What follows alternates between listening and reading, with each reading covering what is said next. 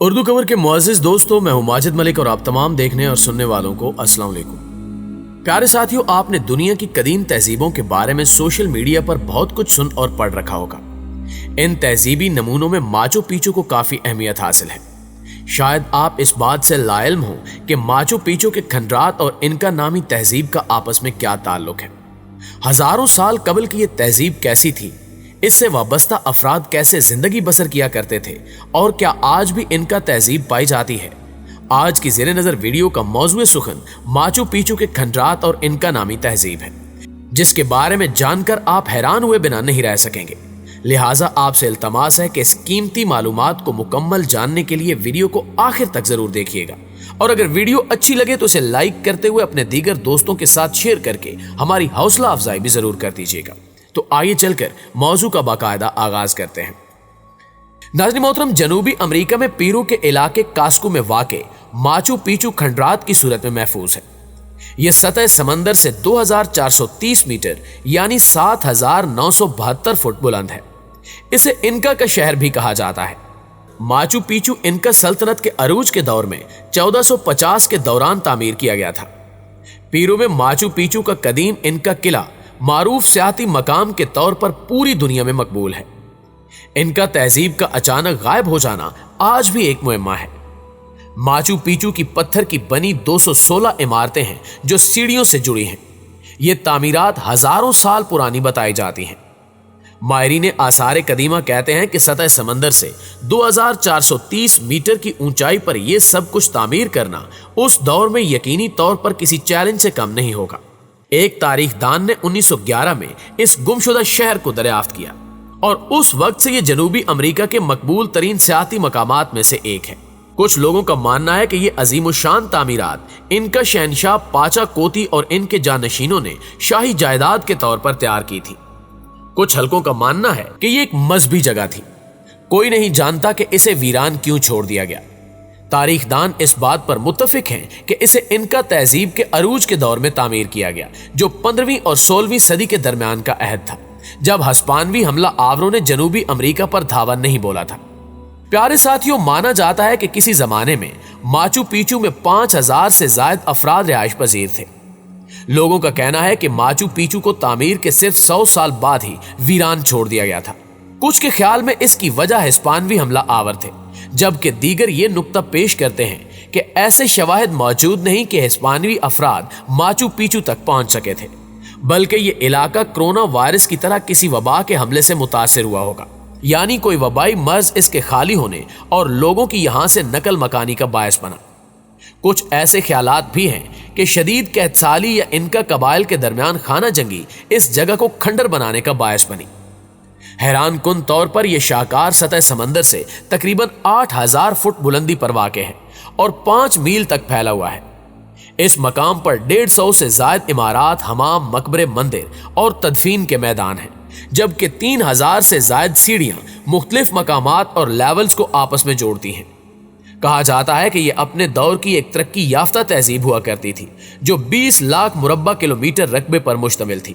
1438 سے 1533 تک جوانڈین پہاڑوں پر مشتمل امریکہ کا ایک بڑا حصہ ان کی سلطنت میں شامل تھا۔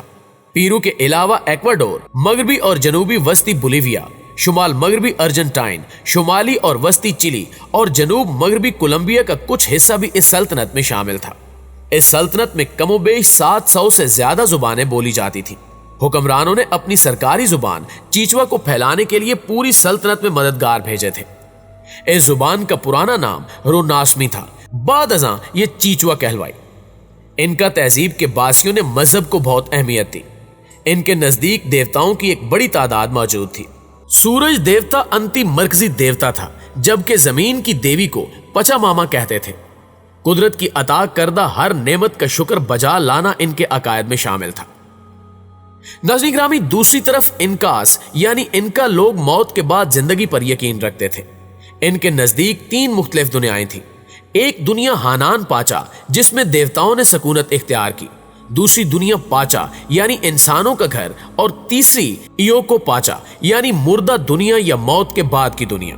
जनूबी अमेरिका में मैक्सिको और पेरू तक फैली हुई इनका तहजीब अगरचे तरक्की याफ्ता समझी जाती थी, लेकिन वहां बच्चों, औरतों और जानवरों को जिंदा दफन करने का रवाज आम था। कदीम तहजीब में देवताओं को खुश करने के लिए न सिर्फ जानवरों को जिंदा दफन किया जाता था, बल्कि मासूम बच्चों को भी जिंदा दफन करने का रवाज था। अगरचे चंद साल कबल तक इनका के खंडरात से बच्चों की कब्रें मिलती रही हैं, लेकिन ताहाल मकामी जानवर लामा की बाक़ियात भी मिली हैं।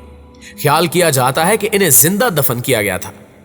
इनका बाशिंदे गोश्त, खाल और ऊन वगैरह की वजह से लामा जानवर को मुकद्दस कहते थे।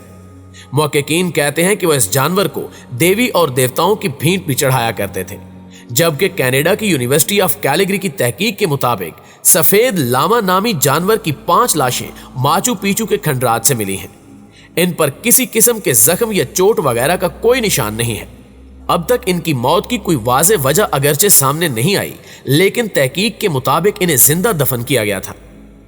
कुछ साल पहले नेशनल ज्योग्राफिक की इस खबर ने दुनिया भर को हैरान करके रख दिया था कि पेरू में 140 बच्चों की लाशें मिली हैं, जिन्हें नशा आवर शय खिलाकर जिंदा दफन किया गया था। 500 साल कबल यह वाकया इनका तहजीब के कायमू दौर में पेश आया था।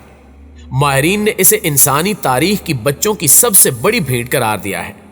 माहिरीन कहते हैं कि इनका सल्तनत की नुमायां खसूसियात में इसका यादगार फन तामीर, पत्थरों का काम और सल्तनत के कोने कोने तक पहुंचने वाला वसी शाहराहों का नेटवर्क है।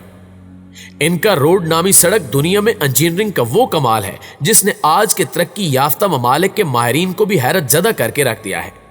यह सड़क किसी मशीनरी के बगैर हाथों से बनाई गई थी। इस तवील सड़क के कुछ हिस्से आज भी मौजूद हैं, जो अर्जेंटाइन, बोलीविया, चिली, एक्वाडोर और पेरू में हजारों खानदानों को एक दूसरे से मिलाते हैं। हर साल पानी बहुत सी जदीद सड़कों को तबाह कर देता है, मगर इनका की बनाई हुई सड़कें आज भी कायम हैं। शायद यही वजह है कि 2014 में यूनेस्को ने इस सड़क को आलमी विरसे में शामिल कर लिया था। दोस्तों, माचू पिचू का वजूद खा किसी भी मकसद के लिए अमल में लाया गया हो, मगर यह इंजीनियरिंग और ज़राअत की तरक्की की जबरदस्त मिसाल है, क्योंकि यहाँ का निज़ाम आबपाशी अब भी माहिरीन के होश उड़ा देता है। यहाँ की इमारत मिसाली अंदाज में एक दूसरे से जुड़ी होने की वजह से शोहरत रखती हैं, जिनकी तामीर के लिए गारे की जरूरत भी नहीं पड़ी और ये अब भी दरारों से पाक है। माचू पिचू को देखने हर साल 12 लाख से ज्यादा अफराद आते हैं, जबकि 2007 में इसे दुनिया के 7 नए अजायबात आलम की फहरिस्त में अवामी वोटों की बिना पर शामिल किया गया। सयाहों को अक्सर मशवरा दिया जाता है कि माचू पिचू के लिए हाइकिंग करने से कुछ दिन पहले करीबी कस्बे में घूमते हुए गुजारें और इसके बाद ही बुलंदियों के सफर पर रवाना हो। एनका ट्रेल दरअसल एक दूसरे पर चढ़ी 3 ट्रेल्स पर मुश्तमिल है, जिनमें से हर एक दौरानिये और मुश्किलात के हवाले से दूसरे से मुख्तलिफ है। अगर आप माचू पिचू तक पहुंचने के लिए हाइकिंग को अपनाते हैं तो 2 से 7 दिन तक मुश्किल चढ़ाई के लिए तैयार हो जाएं, जिसके दौरान बुलंदी का खौफ, सर्दी लग जाना और सर्द रातों में कपकपी का सामना भी हो सकता है। मगर इंतहाई जबरदस्त और थकन उतार देने वाले मनाजिर भी आपकी राह में आएंगे। दिलचस्प बात यह है कि बेशतर मकामी अफराद भी इन नज़ारों को जिंदगी भर नहीं देख पाते।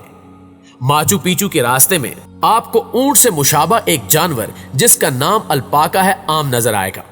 इन खंडरात में आप जनूबी अमेरिका के मशहूर पहाड़ी सिलसिले कोहे इंडीज के भी कुछ दंग कर देने वाले मनाजिर देख सकते हैं।